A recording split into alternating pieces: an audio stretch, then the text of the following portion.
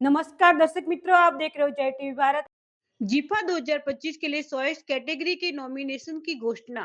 जीफा Gujarati iconic film awards एक प्रतिष्ठित पहल है जो गुजराती फिल्म इंडस्ट्री के टैलेंट મારું નામ હેતલ ઠક્કર, ગુજરાતી આઇકોનિક ફિલ્મ એવોર્ડના પ્રેસિડેન્ટ તરીકે અને ફાઉન્ડર તરીકે હું આજે 10મા વર્ષમાં જીફાનો જ્યારે પ્રવેશ થઈ રહ્યો છે તો આ પ્રેસ કોન્ફરન્સ દ્વારા અમે અમારી જ્યુરીની સાથે અહીંયા છે, અમારા સ્પોન્સર્સની સાથે અહીંયા છે અને 24 અલગ અલગ કેટેગરીમાં અમે નોમિનેશન્સ આજે અહીંયા ડિક્લેર કરવા જઈ રહ્યા છે. જીફામાં છેલ્લા 10 વર્ષથી 24 કેટેગરી છે, 22 કે 23 હતી, એમાં એકાદ બે કેટેગરી અમે પાછળથી જે જરૂર હતી. નમસ્કાર મિત્રો, હું છું અરવિંદ વેગડા.